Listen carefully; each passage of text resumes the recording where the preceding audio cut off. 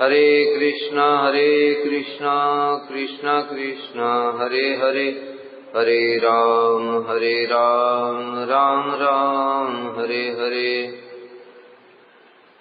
हम लोग श्रीमती राधा रानी की महिमा श्रवण कर रहे थे। राधा अष्टमी के उपलक्ष्य में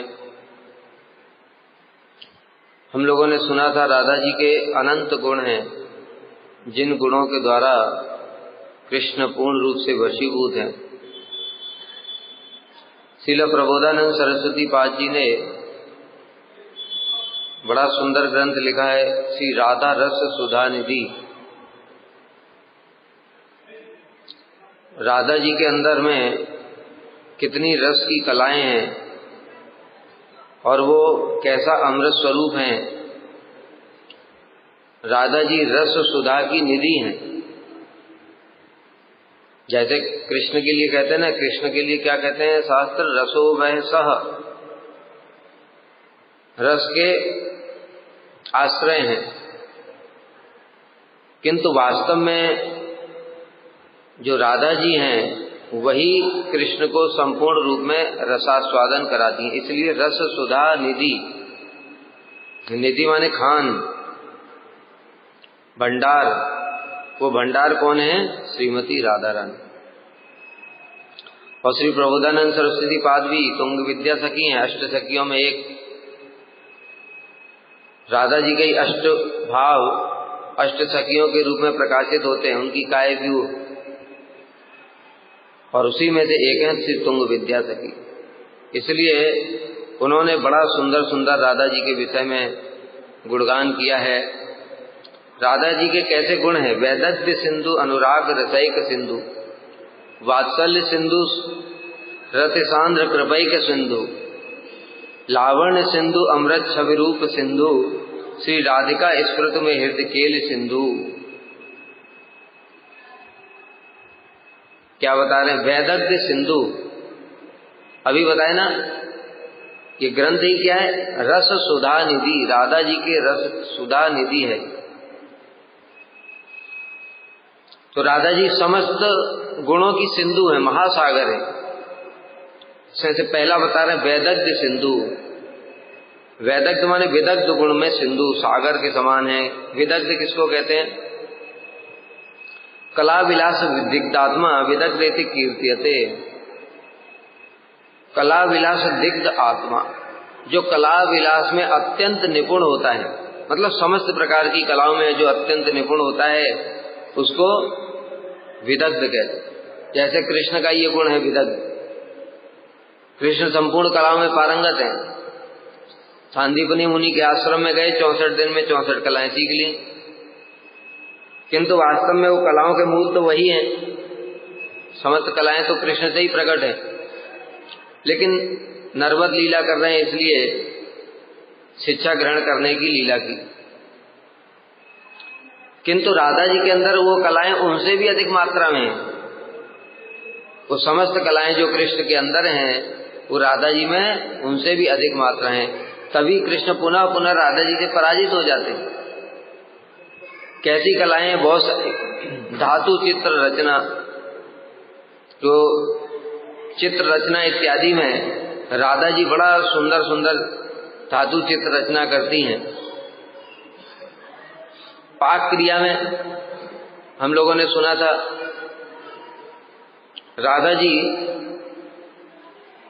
रसोई कला में इतनी निपुण है कि कृष्ण उनके अतिरिक्त और किसी के हाथ की रसोई नहीं खाते। इसलिए कृष्ण ने कैसी लीला करी? योग माया के द्वारा दुर्वासा ऋषि से वरदान दिलवाया राधा जी को। हम लोगों ने सुना था ना, राधा जी को कोई वरदान दे सकता है क्या? वो कृष्ण को भी प्रेम का वरदान देने वाली है, उनको कोई क्या वरदान देगा? वो समस्त जो लक्ष्मी स्वरूपा हैं उनको भी वरदान देने वाली है। हिमाद्रिजा पुलोमजा विरिंचजा वरप्रदे। हिमाद्रिजा जो पार्वती देवी हैं, और सरस्वती देवी हैं, और जितनी भी देवियां हैं उन सबको वर प्रदान करने वाली हैं श्रीमती राधा रानी। उनको कोई क्या वरदान देगा? लेकिन कृष्ण चाहते हैं कि मैं राधा जी के हाथ की रसोई खाऊं, इसलिए फिर योग माया के द्वारा उन्होंने इस प्रकार की लीला की कि दुर्वासा ऋषि ने राधा जी को वरदान दिया कि तुम्हारे हाथ की जो भी रसोई ग्रहण करेगा वो अमृत स्वरूप होगी, उसको बड़ा दीर्घ जीवी होगा। इसलिए यशोदा मैया जावट से राधा जी को बुलाती हैं रंधन करने के लिए, रसोई करने के लिए कृष्ण के लिए। उसमें जटिला कुटिला बड़ी बाधा प्रदान करती हैं, किंतु फिर भी यशोदा मैया जैसे तैसे करके उनको मना करके खूब आभूषण अलंकार और गिफ्ट दे करके उनको मना करके रखती हैं, जिससे कि राधा जी के आने में कोई बाधा ना हो। और प्रतिदिन राधा जी जावट से आती हैं नंदगांव, और नंदगांव में आकर के कृष्ण के लिए रसोई बनाती। इसलिए हम लोगों की जो भावना होती है रसोई में, वो क्या भावना होती है कि राधा जी रसोई कर रही हैं, हम लोग रसोई नहीं कर सकते कृष्ण के लिए, हमारे हाथ की क्या खाएंगे। एक समय श्रील वामन गोसाई महाराज जी रसोई कर रहे थे। उस समय कुछ दूसरे कार्य से उनको थोड़ा रसोई से बाहर जाना पड़ा। उतनी देर में देखा एक स्त्री अंदर में प्रवेश कर गई और वो ऐसे करके सब्जी को चला रही है। तो श्रील वामन गोसाई महाराज जी आश्चर्य में पड़ गए कि इतनी जल्दी ये स्त्री कौन आ गई, और स्त्रियों का प्रवेश तो उस समय वर्जित ही था रसोई में, इसलिए अभी मैं क्या करूं। और फिर देखा कि वो अपना काम करके बाहर चली गई। फिर रसोई करने के बाद में श्रील वामन गोसाई महाराज जी आए नीचे, परम गुरुदेव से कहा आकर के कि गुरु जी आज बड़ी अपराध हो गया मुझसे, मैं थोड़ा देर के लिए बाहर आया तो देखा कि उसमें एक रसोई में स्त्री घुस गई। तो परम गुरुदेव ने थोड़ा देर विचार किया, उसके बाद में पूछा तुमको नहीं पता वो कौन है? कहते नहीं, मैं नहीं जानता। तो परम गुरुदेव हंसने लगे और कहते हैं कृष्ण के लिए तुम रसोई बनाओगे और रसोई जल रही थी, वो जो सब्जी जल रही थी, तो क्या राधा जी उसको देख लेंगी? वो स्वयं राधा रानी थी। तो इस प्रकार से जो राधा जी हैं वही रसोई बनाती हैं, लेकिन हमको दिखाई नहीं देता ये सब चीज। जैसे जगन्नाथ जी के मंदिर में रसोई लक्ष्मी देवी बनाती है, लेकिन सब दिखाई क्या देता है? अमानिया कौन कर रहा है? पंडे। भीतर कौन जा रहा है? पंडे। घड़े रख रहे हैं, सब कुछ उसमें सब कुछ डाल रहे हैं, रसोई आग जला रहे हैं, सब कुछ कौन कर रहा है? पंडे ही कर रहे हैं। लेकिन पंडे नहीं करते, लक्ष्मी जी करते। तो उसी प्रकार से यहाँ पर भी पाक क्रिया में श्रीमती राधा रानी निपुण हैं और उनके अतिरिक्त कृष्ण किसी अन्य के हाथ का ग्रहण भी नहीं करते। वाग युद्ध में ये राधा जी के गुण हैं। वैदग्ध सिंधु, विदग्ध, समस्त कलाओं में अत्यंत पारंगत। वाग युद्ध केलि कुतुके ब्रजराज सूनम, जित्तोन्मदाम अधिक दर विकास जल्पाम, फुल्ला विराल भी अनल्पम उदीरिमाणम, स्त्रोत्राम कदाम न भगवतीम अभिलोकीस। जो गांधर्व संप्रास्तनाष्टकम है उसमें ये श्लोक है, बाघ युद्ध केलि कुतुके ब्रजराज सूनुम। बाघ युद्ध केली, वाणी का युद्ध होता है ना, हम लोग आपस में करते हैं। जैसे यहां तो झगड़ा करते हैं, वो बाघ युद्ध नहीं है। वो बाघ युद्ध मतलब जैसे शास्त्र के ऊपर कोई बात करी तो वो कह रहा है नहीं ये ठीक है, नहीं इसका ये मतलब है, वो उसका ये मतलब है, ऐसे करके ये बाघ युद्ध होता है। तो बाघ युद्ध केली, केली माने लीला विलास,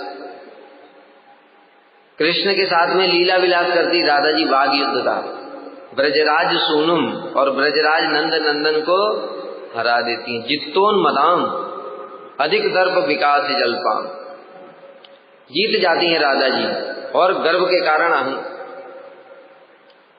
कृष्ण को पराजित कर दिया तो स्वाभाविक सी बात है, कृष्ण को पराजित कर दिया तो गर्व होगा ही होगा। तो इसलिए सभी सखियां ताली बजा करके हंसती हैं कृष्ण के ऊपर। कैसे?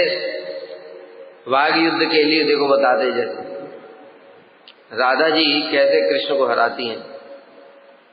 भगवान क्या है? अजीत। श्री रूप गोस्वामी बता रहे भगवान अजीत हैं। मैं उन अजीत भगवान की आराधना करता हूं। अजीत मतलब जो जीते नहीं जा सकते। लेकिन राधा जी कैसे कैसे उनको हराती हैं। कृष्ण ने एक बार कहा, उत्तिष्ठ उत्तरौ में तरुणी मम तरो शक्ति रोहणे का। उत्तिष्ठ, हे तरुणी, तुम शीघ्र ही आकर के हमारी नौका पर विराजमान हो जाओ। ठीक है। तरुणी, तरुणी माने गोकुल तरुणी, किशोरी। हे किशोरी, तुम हमारी तरणी, तरणी माने नौका, नौका पर आकर के विराजमान हो जाओ। तो राधा जी ने तरुणी, जो तरणी है उसका अर्थ लिया तरु। तरु माने वृक्ष होता है। ठीक है, तरु माने वृक्ष लिया। तो राधा जी कह रही हैं हम तो वृक्ष में चढ़ने में समर्थ नहीं है। कृष्ण कह रहे हैं नौका, तरुणी मतलब नौका, और राधा जी उसका अर्थ क्या ले रही हैं? तरु। मतलब हम तो वृक्ष पे नहीं चढ़ सकती क्योंकि हम तो अबला नारी हैं। तो कृष्ण फिर इधर उधर देखने लगे, फिर सोचने लगे कैसे इनको समझाऊं। फिर दोबारा उत्तर दिया उन्होंने कि देखो हे मुग्धे, मैं साक्षात आख्या में मुग्धे तरणे में यह रवि राख्या का रति में, मैं तरी कह रहा हूं। तरी माने तरणी मतलब नौका। तो फिर राधा जी ने तरणी शब्द का अर्थ, नौका का अर्थ छोड़ करके सूर्य ले लिया। तरणी माने सूर्य भी होता है। तो फिर राधा जी कह रही हैं अरे इस समय सूर्य की बातें क्यों कर रहे हो? पहले ही गर्मी इतनी पड़ रही है और ऊपर से सूर्य की बातें कर रहे हो। कृष्ण बार बार कह रहे हैं तरणी माने नौका, और राधा जी वो अर्थ को पलट करके दूसरा अर्थ कर देती हैं। कृष्ण चुपचाप देखते रहते। फिर तीसरा दिमाग लगाया कृष्ण, क्या बोलूं? फिर सीधे बोल दिया नौका। वार्तेयम नौ प्रसंगे कथमपि भविता नावेव संगमारे। कृष्ण सीधे ही बोल दिया अरे मैं तरणी मतलब नौका कह रहा हूं, तुम मेरी नौका पर आ जाओ। तो राधा जी ने नौ का मतलब लिया, न माने हम, परस्पर। ठीक है, संस्कृत में न माने होता है हम। तो राधा जी ने उसका अर्थ न माने हम ले लिया और कहती कि देखो हमारे बीच में कोई भी बात नहीं हो सकती, इसलिए तुम यहां से चले जाओ। इस प्रकार से कृष्ण ने 3 बार कुछ अलग अलग चीजें बोली और तीनों बार राधा जी ने कुछ और अर्थ निकाल दिया, चुप होकर के बैठ गए। इस प्रकार से फिर कृष्ण हंसने लगे देख करके, और तभी तो फिर राधा जी जीत जाती हैं, तो फिर उनकी सखियां ताली बजाती हैं। और सुनो राधा जी कैसे परास्त करती हैं कृष्ण को। एक बार जावट में कृष्ण दर्शन करने के लिए राधा जी के बड़े व्याकुल हैं, दर्शन हुआ नहीं तो घर पहुंच गए। उत्कंठा इतनी अधिक है कि घर पहुंच गए। अभी घर जाकर के किवाड़ खटखटा रहे हैं। किवाड़ खटखटा करके अंगुल्याम कह कवाटम प्रहरती कुटिले। श्री राधा जी बोली अंगुल्याम कह कवाटम प्रहरती। अंगुली से किवाड़ कौन खटखटा रहा है? कृष्ण बोले कुटिले माधव। हे कुटिले मैं माधव हूं। राधा जी बोली माधवा किम बसंतो। राधा जी बोली माधव माने होता बसंत, तो क्या आप बसंत हैं? तो फिर कृष्ण बोले नो नो नो नो चक्री। चक्री चक्र धारण करने वाला। कृष्ण बोले नहीं नहीं मैं चक्रधारी हूं। राधा जी ने चक्र का अर्थ लगाया कुम्हार, चक्र चलाता है ना। तो राधा जी ने पूछा अच्छा तो तुम कुम्हार हो? कृष्ण बोले नहीं नहीं मैं बाबरी में धरणीधर, अपना दूसरा नाम बताया धरणीधर, धरणी को धारण करने वाले वराह रूप में धरणी को धारण किया था ना, मैं धरणीधर हूं। तो राधा जी ने कहा धरणी को धारण करने वाले धरणीधर अर्थात सर्प हो क्या? अनंत शेष, अनंत शेष सर्प हो। तो सर्प को देख करके तो मैं डरती हूं। तो फिर उन्होंने बोला ना हम घोरा एहम अर्दी किमसी खगपति नो, नहीं, मैं तो जो कठोर कालिया इत्यादि सर्प हैं उनका मर्दन करने वाला हूं, मान मर्दन करने वाला हूं। तो राधा जी ने बोला तो क्या तुम मतलब सर्पों को खाने वाला, तो क्या गरुड़ हो क्या? सर्पों को कौन खाता है? सर्पों का मर्दन करता है गरुड़। तो क्या पूछा तुम क्या गरुड़ हो क्या? वही तो सर्पों का मर्दन करते हैं। तो कृष्ण ने अंत में बोला नहीं नहीं, हरि ही, मैं हरि हूं। तो राधा जी ने कहा अरे बंदरों से तो मुझे बहुत डर लगता है, हरि माने बंदर होता है। तो इसलिए राधा जी कहने लगी अरे बंदरों से तो मुझे बहुत डर लगता है, तुम यहां से चले जाओ। हरि किम कपीशो, कपीश का यहाँ क्या काम है? राधा वाणी भी इत्थम प्रहसित वदनम पातु वश चक्रपाणी। इस प्रकार से राधा जी की इस प्रकार से वक्रोत्रियों से हास्य युक्त मुखारविंद वाले चक्रपाणी परास्त हो गए। और परास्त होकर के फिर क्या करेंगे? हंस रहे, अभी क्या करें बेचारे।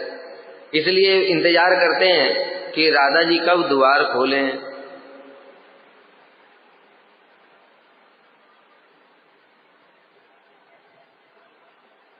ऐसे बहुत सारी हैं। वाघ युद्ध केली कुतुके, ये वाघ युद्ध केली चलती रहती है राधा कृष्ण के बीच में।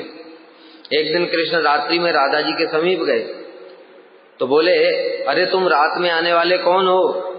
कृष्ण बोले कस्तुम भो निशी। राधा जी कहा तुम कौन हो? भो निशी, रात में आए हो। केशव, हे राधे मैं केशव हूं। तो राधा जी ने केशव का अर्थ लिया केश। तो राधा जी बोली तुम अपने सुंदर केशों पर इतना गर्व क्यों करते हो?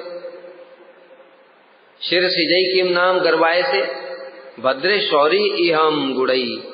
तो फिर कृष्ण ने बोला हे भद्रे, मैं शूरसेन का वंश उत्पन्न शौरी हूं। तो राधा बोली पितृगत गुणों से निर्गुण पुत्र का क्या कार्य सिद्ध हो सकता है? तो फिर कृष्ण बोले हे चंद्रमुखी, मैं चक्री हूं, चक्री। तो फिर राधा जी ने वही बोला कि तुम क्या कुम्हार हो? कुम्हार के लिए तो यहाँ पर कुम्हार हो तो कुंडी गगरिया ध्वनि देने आए हो क्या? जो घड़ा ये सब देने के लिए आए हो क्या? कुम्हार हो तो। इस प्रकार गोप वधू श्री राधा जी के उत्तर से जो पराजित हो गए, ऐसे हरि हमारी रक्षा करें। इस प्रकार से वाग युद्ध केल कुतुके ब्रजराज सोनुम, ब्रजराज को जो परस्पर सब समय ही वाग युद्ध केली में पराजित कर देती हैं, ऐसी श्रीमती राधा रानी विदग्ध। और कितने गुण हो गए? कल महाराज गिना रहे थे ना, माला गूंथने में एक्सपर्ट, बड़ा सुंदर माला बनाती हैं और कृष्ण उनके हाथ की माला ही धारण करते हैं। इसके अतिरिक्त सुख सारी को सिखाने में पटु, जो सुख और सारी होते हैं उनको राधा कृष्ण की लीलाएं, परस्पर लीलाएं सिखाती हैं। और भी बहुत सारी चीजें उनको सिखाती हैं। जो सुखदेव हैं, सुखदेव गोस्वामी, वो राधा जी के ही तो सुख पक्षी हैं। उसके अलावा द्यूत क्रीड़ा का भी श्री रूप गोस्वामी ने बड़ा सुंदर वर्णन किया, कैसे परास्त कर देती कृष्ण को। एक बार राधा कृष्ण के बीच में द्यूत क्रीड़ा प्रारंभ हुई। द्यूत क्रीड़ा में हिरण को रखा गया, दोनों के पास अपना अपना हिरण है। जो हारेगा दूसरे को हिरण देगा।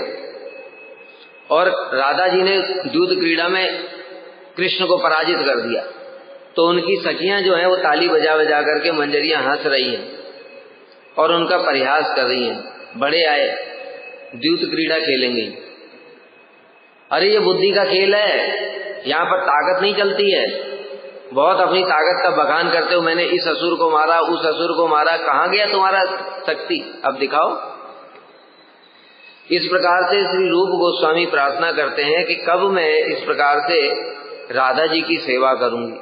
मतलब कृष्ण के ऊपर जो हंस रहे हैं ताली बजा बजा करके, वो राधा जी की सेवा है, क्योंकि राधा जी के पक्ष वाले हैं ना, वो फिर उनका मजाक उड़ाते हैं कि भाई तुम तो हार गए, और उनका हिरण खोल करके उनके सामने ही, कृष्ण के सामने ही, अभी कितनी लज्जा लगती होगी सोच, कृष्ण के सामने उनका हिरण खोल करके और ले करके सखियां जा रही हैं और कृष्ण के मुख की तरफ देख देख करके हंस रही हैं ताली बजा बजा। कहाँ गई तुम्हारी शक्ति, कहाँ गई तुम्हारी बुद्धि, देखा हमारी स्वामिनी ने तुमको परास्त कर दिया। इस प्रकार से द्यूत क्रीड़ा में भी वो पटु हैं। गान आदि, कृष्ण गान करते हैं पंचम स्वर में, जब कोई सुर गान करते हैं उसी समय राधा जी ने गान करना शुरू किया सप्तम स्वर में, कृष्ण का स्वर बंद हो जाता है। समझ गए, कृष्ण का स्वर बंद हो जाता है, इसलिए राधा जी समस्त कलाओं में अत्यंत निपुण है। ये हो गया वैदग्ध सिंधु। राधा जी विदग्ध गुणों की सिंधु है। विदग्ध मतलब समस्त कलाओं में पारंगत। अनुराग रसैक सिंधु। अनुराग रसैक सिंधु मतलब कल बताया था हमने, राग क्या होता है? राग में दुख भी सुख प्रतीत होता है, दुख में भी सुख लगता है। जैसे उदाहरण दिया था, किसी समय कृष्ण गोवर्धन में गोचारण कर रहे थे, उसी समय राधा जी दोपहर के समय में आई। अभी तो ब्रज में कितनी गर्मी पड़ती है दोपहर में, और दोपहर में पत्थर के ऊपर कितना गर्म हो जाता है पत्थर, और उसमें भी एक जो शिला थी सूर्यकांत शिला, वो और भी ज्यादा गर्म हो जाती है। तो राधा जी उस शिला के ऊपर में चढ़ करके दूर से कृष्ण के दर्शन कर रही हैं। कृष्ण के मुख को दर्शन करके राधा जी को इतना आनंद होता है कि शिला पूरी गर्म है, पैर जल रहे हैं, यहाँ तक कि पैरों में छाले भी पड़ जाते, किंतु राधा जी को उसका पता भी नहीं चलता है, और कृष्ण के दर्शन के सुख में इतनी निमग्न है कि उनको शारीरिक कष्ट का पता ही नहीं चलता। इसी को कहते हैं दुख में भी सुख का अनुभव होना। ये राग की अवस्था है। ठीक है, जैसे हम लोग देखते हैं हमारे गुरुवर्ग ने आदर से दिखाया ये सब, तुम्हार सेवाए दुख है जब, सही तो परम सुख। आपकी सेवा करते हुए जो हमको दुख होता है वही तो परम सुख है। हमारे समस्त जो गुरुवर्ग हैं उन्होंने ये सब आदर करके दिखाया।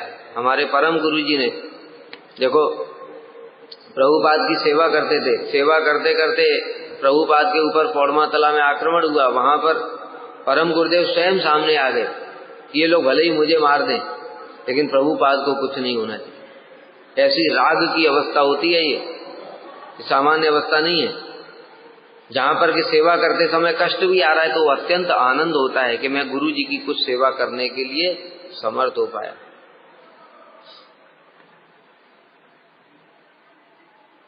तो ये राग होता है। ये राग ही और सांद्र होकर के अनुराग अवस्था को प्राप्त करता है। अनुराग किसको कहते हैं? सदा अनुभूतम अपि यह कुर्वन् नव नवम प्रियम रागो भवन नव नवः सो अनुराग इति व्यते। क्या बताया? जो प्रिय के प्रति सब समय नव नवायमान अनुभव कराता है। मतलब कृष्ण भी जब राधा जी को देखते हैं कहते हैं इतना सुंदर मैंने कभी नहीं देखा। राधा जी भी जब कृष्ण को देखती हैं तो उनको लगता है कि इतना सुंदर, इनको ये युवक कौन है, इसको तो मैंने पहली बार देखा। जैसे कल बताया था हमने कि जो कृष्ण हैं वो उनके साथ में राधा जी मिल करके आ रही हैं अभी, और फिर आई और वृंदा देवी के पास में आई। फिर कृष्ण देखे तो कहते हैं अरे सखी ये इतना सुंदर युवक कौन है? तो वृंदा देवी कहती है क्या तुमको नहीं पता? कहते नहीं मैंने तो इनको पहली बार देखा है। तो फिर उनको याद दिलाया कि अरे अभी अभी तो तुम मिल करके आ रही हो इनके साथ में। तो कहते अच्छा मैं तो भूल गई थी, किंतु फिर भी यह अनिर्वचनीय पुरुष चित्त को आकर्षित कर रहे।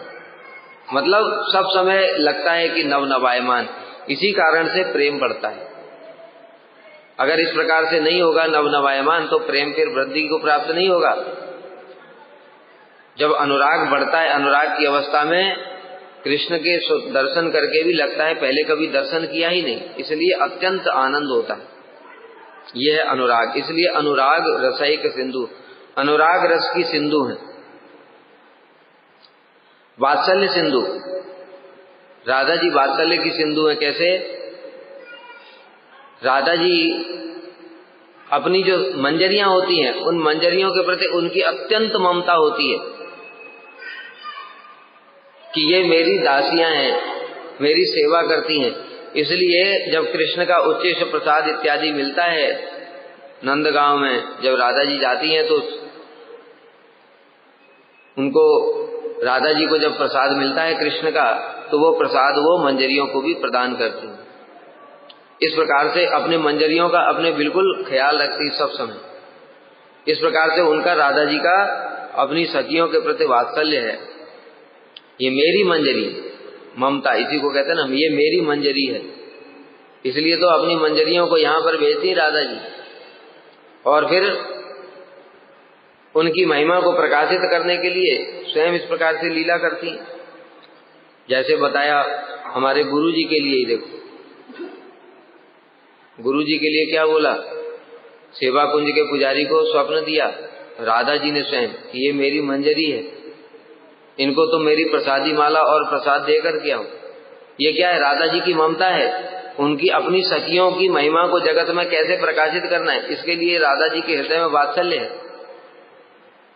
और भी अनेक इस प्रकार के उदाहरण है। जब श्री विश्वनाथ चक्रवर्ती ठाकुर वर्णागम भास्वत उस ग्रंथ को रचना, जब ये उन्होंने काम गायत्री पढ़ा, उसमें 24.5 अक्षर हैं, कैसे उनको समझ नहीं आ रहा है, तब फिर वो सोचने लगे कि मैं प्राण ही त्याग देता हूं। तो श्री विश्वनाथ चक्रवर्ती ठाकुर को राधा जी ने स्वप्न आदेश दिया, हे विश्वनाथ, हे हरिवल्लभ, तुम चिंता मत करो, ये वर्णागम भास्वत नामक ग्रंथ पढ़ो, और जो कृष्णदास कविराज हैं ये मेरी मंजरी हैं, इनके वचनों में तुम बिल्कुल संदेह मत करो। वर्णागम भास्वत पढ़ो, उसमें 24.5 अक्षर किस प्रकार से हैं उसका निर्णय किया गया है। कैसे? आदाक्षर क्या है पता है? काम गायत्री में आदाक्षर क्या है? हैं? कामदेवाय विद्महे, कामदेवाय विद्महे, वो वी है जो विद्महे, विद्महे का वा, उससे पहले जो या आता है तो वो आधा अक्षर माना जाता है, उसी को आधा अक्षर माना गया। तो इस प्रकार से राधा जी का अपनी मंजरियों के प्रति सब समय अनुराग रहता है, ममता रहती कि ये मेरी मंजरियां। इस प्रकार से उनके अंदर वात्सल्य है। रतिसांद्र कृपैक सिंधु, कृपा की सिंधु है राधा जी। कृपा मतलब करुणा, अत्यंत करुणा है। जैसे उनकी करुणा का उदाहरण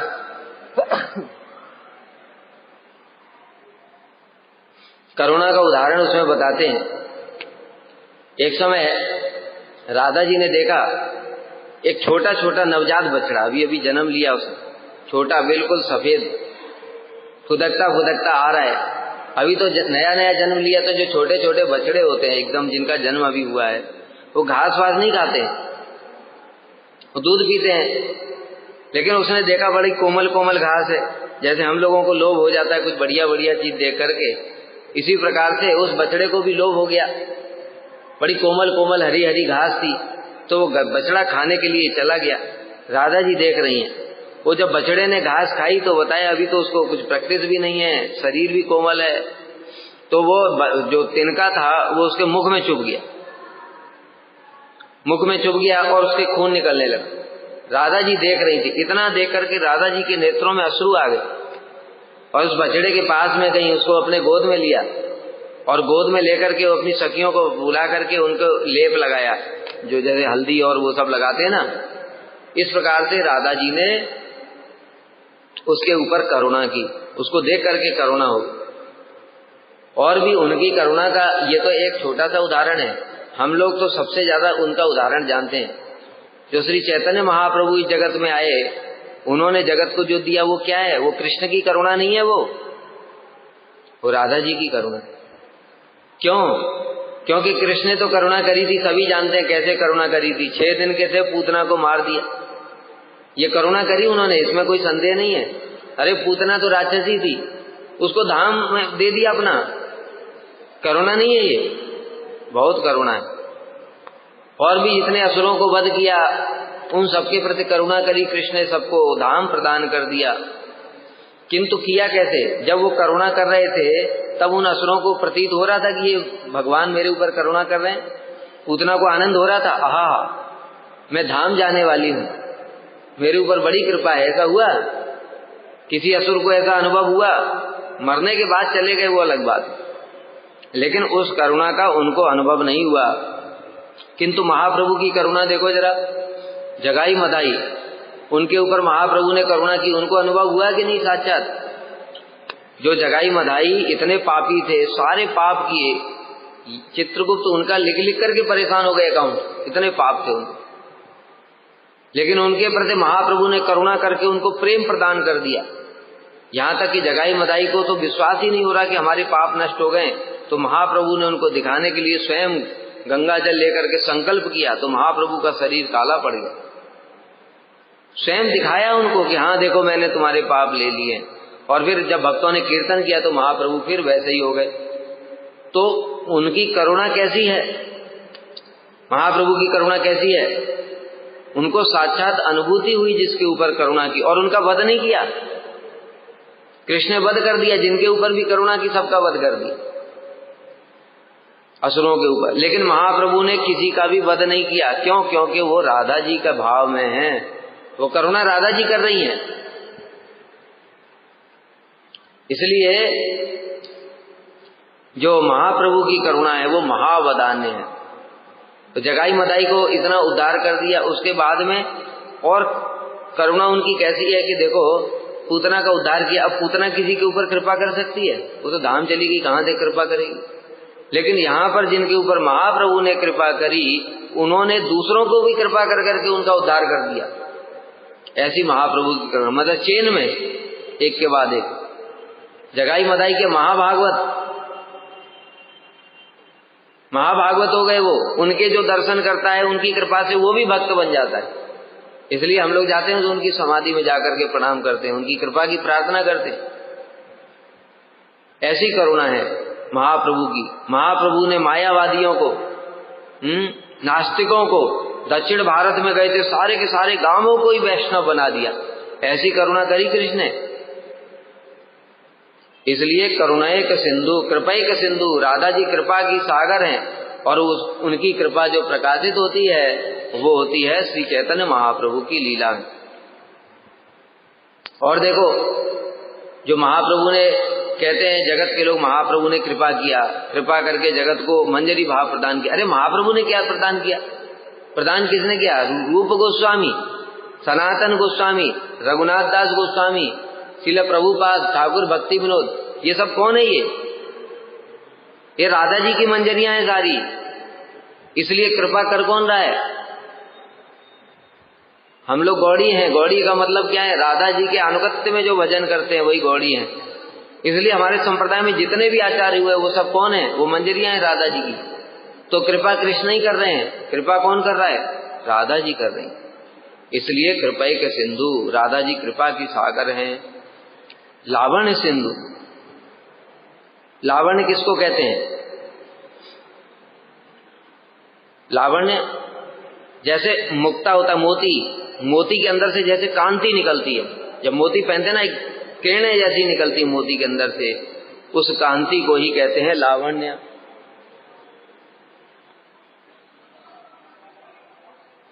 ठीक है, उसको कहते हैं लावण्य। तो राधा जी के अंदर में किस प्रकार से कांति निकलती? कौर विंध्य कांति निंद चित्रपट साटिका। सूर्य की कांति को भी राधा जी पराभूत करने वाली हैं। एक समय कृष्ण राधा कुंड में विराजमान थे, राधा जी का इंतजार कर रहे थे, राधा जी कब आएंगी। उसी समय कृष्ण ने देखा एक स्वर्ण का सूर्य प्रकाशित हुआ, सोने का सूर्य, सोने का सूर्य वहां पर प्रकाशित हुआ। कृष्ण भी आश्चर्य में पड़ गए, कहते ये सूर्य कहां से आया? ये तो मैंने पहली बार देखा। जब थोड़ा वो और पास में आई तो देखा ये तो राधा जी है। मतलब राधा जी के अंगों से कैसी कांति निकलती है? स्वर्णमय कांति निकलती है। उसको देख करके कृष्ण भी चकित रह जाते हैं। इसलिए उनका क्या है? लावण्य सिंधु। लावण्य सिंधु, अमृत छवि रूप सिंधु। और उनके रूप की तो बात ही मत पूछो। उनका रूप कैसा है, कल हम लोगों ने सुना था, वेणु करान्य पतितम स्खलितम शिखंडम कृष्णम च पीत वसनम ब्रजराज सुनो यस्या कटाक्ष सर्गात विमूर्छितस्य ताम राधिकाम परिचरामि कदा रते। बताया था कि कृष्ण आ रहे हैं गोचारण करके और नंद बाबा यशोदा मैया घर के द्वार पर खड़े हैं। जैसे ही कृष्ण पास में आ गए उसी समय राधा जी एक पेड़ के पीछे छिपी हुई थी। उन्होंने बस एक बार कृष्ण को कटाक्ष से देखा, बस उनके रूप को देखकर ही कृष्ण, उनकी कैसी दशा हो गई, वेणु करान्य पतितम, हाथ से वेणु गिर गई, स्खलितम शिखंडम, उनका जो मोर पंख है वो भी जमीन पर गिर पड़ा, भ्रष्टम च पीत वसनम, पीतांबर भी जमीन पर गिर पड़ा। कैसे, और यस्या कटाक्ष सरघात, राधा जी के कटाक्ष रूपी बाण, सर माने बाण, घात माने प्रहार से, राधा जी के कृपा कटाक्ष रूपी बाण के प्रहार से विमूर्छितस्य, कृष्ण मूर्छित होकर के भूमि पर गिर पड़े। तो उनकी सखियां उनको समझा रही हैं, अरे राधे ये तुम क्या कर रही हो, हमारे प्रियतम अपने गुरुजनों के सामने लज्जित हो रहे हैं, अपने मुख को छुपा लो। मतलब राधा जी को अपना मुख छुपाना पड़ता है, इतना उनका स्वरूप, उतना सौंदर्य है। इसलिए बताया ना श्री रघुनाथ दास गोस्वामी ने, रतिम गौरी लीला पे तपते सौंदर्य किरणी, सची लक्ष्मी सत्या पर भगवते सौभाग्य बलिनी, वजीकारई चंदावली मुकुम नवीन ब्रज सती, क्षिपत्या राध्या ताम हरि राधाम भजमन। जो रति में देखो, अभी जो बताया ना, रति लीले, रति हैं गौरी लीला, तपत सौंदर्य किरणी, अपने सौंदर्य की किरणों के द्वारा राधा जी इनको तपाती है। तपाती मतलब पराभूत कर दे, ये सब निस्तेज हो जाती। अरे राधा जी के सौंदर्य को हम कल्पना भी नहीं कर सकते। कुरुक्षेत्र के मिलन के प्रसंग में बड़ा सुंदर वर्णन आया। कुरुक्षेत्र में जब राधा जी कृष्ण से मिलने के लिए गई हैं तो उस समय सत्यभामा, रुक्मिणी देवी, इन सब ने तो राधा जी को देखा नहीं, केवल द्वारका में देखा था कि कृष्ण सब समय इनके विरह में रोते रहते हैं, उनको याद कर करके उनकी महिमा गान करते हैं, उनके सौंदर्य का वर्णन करते हैं, ये सब केवल सुना हुआ था। तो उनके मन में आया, जिज्ञासा हुई, सत्यभामा सबसे सुंदर है, सर्वगुण संपन्न है, उनके मन में आया कि मैं राधा जी के दर्शन करके आती हूँ। राधा जी के दर्शन करने के लिए गई।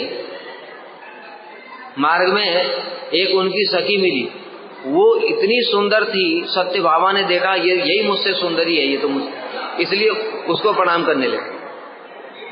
सत्यभामा दी उसको हाथ जोड़ करके प्रणाम कर रही हैं, कह रही हे राधे, ऐसे करके उनकी स्तुति कर रही। तो वो जो उनकी, वो तो दासी थी, राधा जी की दासी थी वो, और वो लज्जित हो गई, कहती अरे आप ऐसा क्यों बोल रही हैं, मैं तो राधा जी के चरणों की दासी हूं। फिर थोड़ा आगे बढ़ी, उससे भी सुंदरी दिखी, तो सत्यभामा देवी उनको ही प्रणाम करने लगी, ये सोच करके यही राधा जी होंगी। तो उन्होंने भी ऐसे ही कहा कि अरे मैं तो कुछ भी नहीं हूं, मैं तो उनकी दासी हूं, हमारी स्वामी तो भीतर में है, चलो तुमको लेकर के चलते। तो सत्यभामा इत्यादि की बात छोड़ो, जो राधा जी की जो दासियां ही हैं, क्योंकि वो दासियां साधारण नहीं है, ललिता विशाखा इत्यादि कौन है, ये सब राधा जी तो हैं, राधा जी की काय क्यों है। इसलिए जो राधा जी हैं उनका सौंदर्य इतना अधिक है, रतिम गौरी लीले तपत सौंदर्य, सची लक्ष्मी सत्या परिभवत सौभाग्य बल नहीं, सची लक्ष्मी सत्या इत्यादि को सौभाग्य में पराभूत करती हैं। जैसा राधा जी का सौभाग्य ऐसा इनका कभी नहीं हो सकता। क्यों? जो लक्ष्मी देवी हैं उनके पति हैं नारायण, क्या उनके वशीभूत हैं? क्या लक्ष्मी जी के हाथ पैर जोड़ते हैं वो? कभी नहीं जोड़ते। लेकिन यहाँ पर कृष्ण पूर्ण रूप से राधा जी के वशीभूत हैं, और राधा जी अगर मान कर लेती हैं तो उनको मनाने के लिए क्या क्या नहीं करते। नारायण ने कभी ऐसा सुना स्त्री वेश धारण करके लक्ष्मी जी को मनाने गए हो? सुना कभी? किंतु कृष्ण राधा जी को मनाने के लिए विसंतम स्त्री वेशम, स्त्री का वेश धारण करके जाते हैं। हमारे यहाँ पर है ना, मान कर रहे हैं, जब कृष्ण सखी बन करके गए और बड़ा सुंदर कीर्तन करके सुनाया, राधा जी प्रसन्न हो गए। तो इस प्रकार से कैसे वशीभूत हैं कृष्ण संपूर्ण रूप से। कल भी हम लोगों ने सुना था कि जो राधा जी हैं, जब उनको प्रसन्न करने के लिए कृष्ण राधा कुंड में जाकर के उनका राधा मंत्र का जप करते हैं, उनके 108 नामों का जप करते हैं, राधा कुंड में त्रिसंध्या स्नान करते हैं। तो इस प्रकार से परिभवती सौभाग्य बल नहीं है, सौभाग्य में भी जो राधा जी हैं उस सबको पराभूत कर देती हैं। कृष्ण बताया था कल किस प्रकार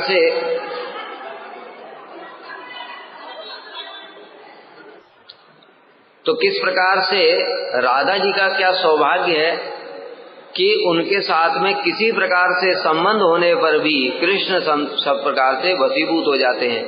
जैसे हम लोगों ने सुना था, यस्या कदापि वसनांचल खेलनोत धन्याति धन्य पवनेन कृतार्थ मानी योगींद्र दुर्गम गतिर मधुसूदनोपि तस्या नमोस्त वृषभानु भुवो दिशेपि।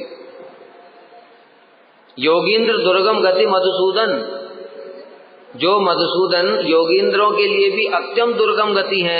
योगींद्र बोला है, यहाँ योगी नहीं बोला है। योगियों के जो इंद्र हैं, योगियों के इंद्र कौन है? ब्रह्मा, शिव, नारद इत्यादि। जो कृष्ण उनके लिए भी अत्यंत दुर्लभ हैं, वो कृष्ण राधा जी के किस प्रकार से वशीभूत है कि राधा जी के स्पर्श करके जो पवन बहती है और उस पवन जिस दिशा से आ रही है, कृष्ण उस दिशा को प्रणाम कर रहे हैं कि ये दिशा ही धन्य है जिस दिशा में राधा जी विराजमान। सोचो, जो दिशा है वो तो जड़ वस्तु है, वो जड़ वस्तु की भी कृष्ण स्तुति कर रहे हैं। क्यों? उस दिशा का संबंध राधा जी से है, राधा जी वहां पर विराजमान। तो अभी जो राधा जी की सखियां और मंजरियां, उनकी क्या महिमा। इसलिए कह रहे हैं राधा जी की तो महिमा छोड़ दो, राधा जी के सौभाग्य की बात छोड़ो, राधा जी की दासियों का इतना सौभाग्य है कि कृष्ण उनके सामने भी हाथ पैर जोड़ते हैं। यत्किंकरीश बहुशा खलुकाकुवाणी नित्यम परस्य पुरुषस्य कंड मौले यस्या कदा रस निदे भानुजाया तत्केल कुंज भवनांगण मार्जनी श्याम। यत किंकरीसु, जिनकी किंकरियों के चरणों में, जैसे बताया हमने, हाथ जोड़ते हैं, हे रूप मंजरी एक बार राधा जी के दर्शन करा दो, किसी प्रकार से काकू मिनती करते हैं, खलु काकू वाणी, काकू मिनती करते हैं।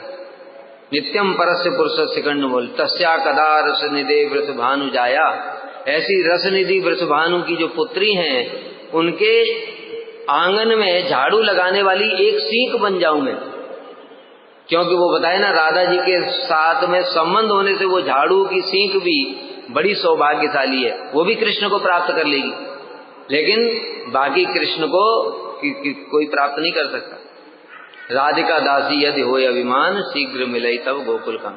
राधिका जी का दासी का अगर अभिमान हो जाए तो शीघ्र ही कृष्ण दौड़े दौड़े चले आएंगे। कृष्ण को बुलाना नहीं पड़ेगा, वो अपने आप खुद दौड़ करके आएंगे और तुम्हारी स्तुतियां करेंगे।